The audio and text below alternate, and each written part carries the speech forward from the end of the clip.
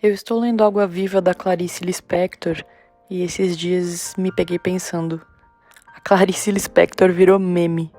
Como isso foi acontecer? Tipo, a mulher escreveu algumas das coisas mais densas da literatura brasileira e de repente ela tá em print de Twitter com frase motivacional duvidosa do lado de uma foto preto e branco dela olhando pro nada. O engraçado é que faz algum sentido, de um jeito meio torto, mas faz todo sentido. Eu comecei a ler Clarice quando eu tinha uns 15 anos.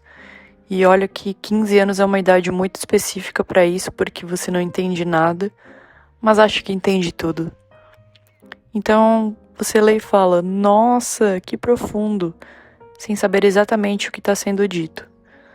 Mas algumas coisas te pegam, alguma coisa fica. Pelo menos foi assim comigo e segue sendo até hoje.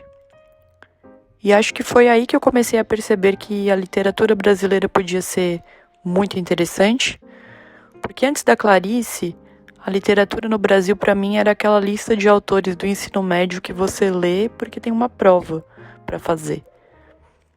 E a Clarice foi a primeira que eu realmente escolhi. E eu sigo escolhendo ela até hoje.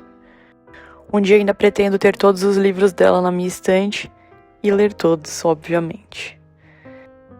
O meu desejo pela literatura e a vontade que eu tenho de ler livros começou aí, mais ou menos com uns 15 anos, na escola. Melhorou um pouco quando eu descobri algumas coisas legais, tipo Machado de Assis e também a Clarice, né? Mas desde então eu carrego esse amor pelos livros.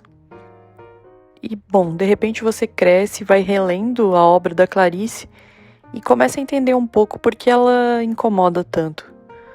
Porque ela não te deixa confortável. Ela não tá tentando te agradar. Ela tá te colocando na frente de uma coisa que você preferia não olhar. E nada disso é fácil. Principalmente para um adulto. Ou para qualquer pessoa, na verdade, né? O Água Viva, por exemplo, é um livro que não tem enredo, não tem personagem com nome, é basicamente um fluxo de consciência que vai te puxando por dentro. E parece que não faz sentido, mas você chega no final de um parágrafo e fica tipo, quê? O que acabou de acontecer comigo? O que acabou de acontecer aqui? E isso pode gerar diferentes interpretações, inclusive da gente mesmo, porque quando você relê algo que você já tinha lido antes, você pode entender as coisas de um outro jeito. Tem uma outra coisa que eu acho fascinante sobre a Clarice, é como ela lida fora do Brasil também. Ela foi traduzida em mais de 30 idiomas, mas não foi fácil de chegar nisso. Durante muito tempo, essas traduções eram ruins. E não porque os tradutores não sabiam ou eram incompetentes, mas porque a escrita dela é tão estranha que muita gente tentava modificar o estilo, como se ela estivesse errada, sendo que é exatamente aquela estranheza que torna ela tão genial. Foi só em 2009, quando um biógrafo chamado Benjamin Moser, que publicou a biografia dela em inglês, e a partir disso ela começou a ganhar um público internacional de verdade. E depois disso também teve umas traduções que foram mais cuidadosas. É muito irônico isso, porque a Clarice passou a vida sendo mal compreendida no Brasil por escrever de um jeito, entre aspas, diferente, e precisou de um norte-americano para ser levada mais a sério lá fora. Aí eu fico pensando no meme, de novo.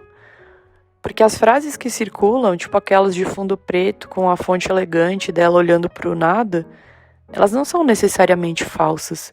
Às vezes são falas dela mesmo, são até trechos de livros ou entrevistas que ela deu, só que totalmente tiradas do contexto e aí podem virar outra coisa.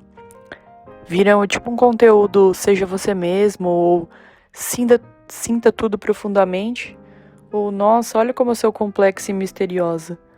Quando as camadas são bem mais profundas do que isso, né?